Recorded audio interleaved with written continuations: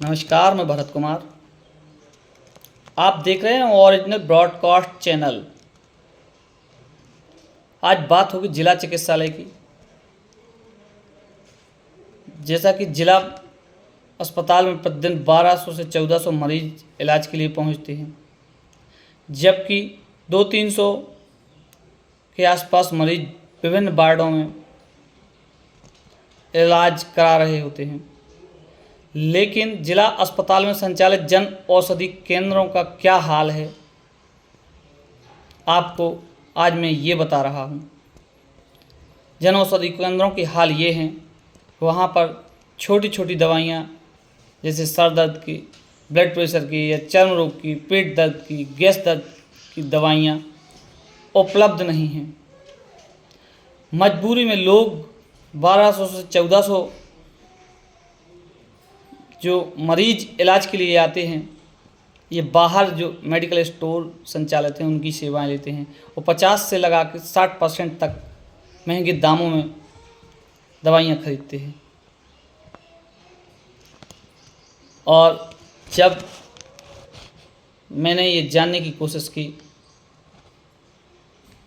हीरापुर की बतिया हिरवार ने बताया, सुबह 10 बजे मैं बुखार एवं कमजोरी की शिकायत को लेकर जिला चिकित्सालय पहुंची थी।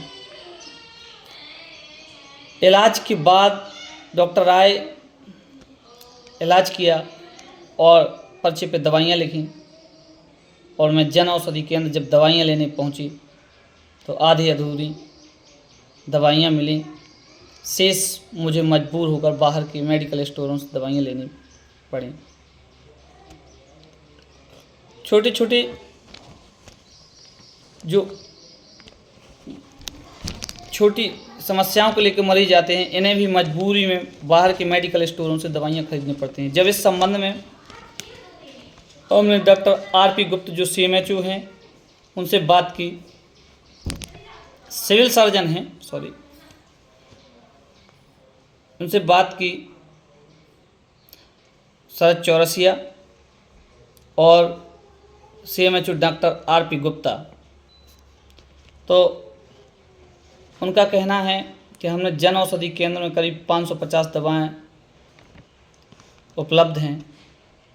मैंने कहा सर कौन कौन सी दवाएं उपलब्ध हैं, मुझे थोड़ा आप बताएंगे। तो ये नहीं बता पाए और यह दवाएं नियमित तौर पर बिकती रहती हैं, उनका कहना है, जिससे कुछ दवाएं जल्द ख़त्म हो जाती हैं। जो भी दवाएं ख़त्म हैं, मैं केंद्र में नहीं हैं, उनकी डिमांड भेजी गई है, दवाएं उपलब्ध हो जाएंगी। मैंने कहा सर जब दवाएं ख़त्म हो गई हैं, आपने तब डिमांड भेजी, अब इस बात की क्या गारंटी है कि ये 5 दिन में आपकी डिमांड के हिसाब से दवाएं आएंगी या 10 दिन में उपलब्ध हो जाएंगी। तो इस पर डॉक्टर आर.पी. गुप्ता कुछ भी बचने से बचते रहे।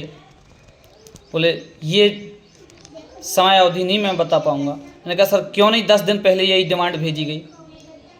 आपने 10 दिन पहले यदि स्टॉक रजिस्टर चेक किया होता तो आपको पता होता कि हमारे पास स्टोर में कौन सी दवाई कितनी बची हैं, और जो ख़त्म होने वाली थी उसकी 10 दिन पहले ही आपको डिमांड भेज देनी चाहिए थी कि ख़त्म होने के पहले ही आपके पास वो दवाई उपलब्ध हो जाती। और बेचारे गरीब आदमी जो बाहर मेडिकल स्टोरों से लुटते हैं, महंगी 50-60% दवाइयाँ खरीदते हैं। ये दवाइयाँ बाहर से नहीं खरीदनी पड़ती इन गरीब लोगों को। लेकिन जब मैंने ये सवाल दागा तो डॉक्टर गुप्ता कुछ भी कहने से बचते रहे। लापरवाही का आलम ये है, जिला चिकित्सालय में जो मूलभूत ज़रूरतें हैं, ज़रूरत की दवाई हैं, वो भी उपलब्ध नहीं रहती। ये ज़िले का एकलौता जिला चिकित्सालय है। यहाँ पर जिलाधीश भी बैठते हैं, चंद कदमों पर कलेक्ट्रेट है, जिला कलेक्टर महोदय बैठते हैं, ADM महोदय बैठते हैं, SDM साहब बैठते हैं, सांसद, विधायक, मंत्री संत्री सब ज़िले में ही रहते हैं चूँकि ज़िला मुख्यालय है।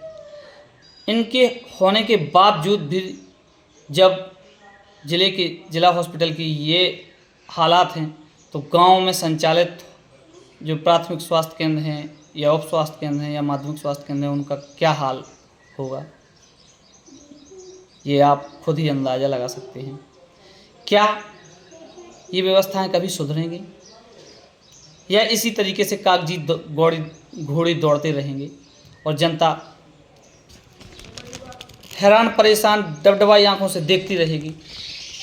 चुनाव आते हैं, नेता बड़े बड़े वादे करते हैं, जनता वोट करती है, सरकार बनती है, सरकार बनने के बाद बेचारी ठगी की ठगी रह जाती है।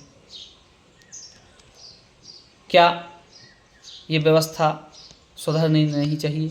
जो जिम्मेवार हैं उन पर की जिम्मेदारी तय नहीं होनी चाहिए? क्या 2-2 लाख 3-3 लाख रुपए पाने वाले अधिकारियों पर कड़ी कार्रवाई नहीं होनी चाहिए?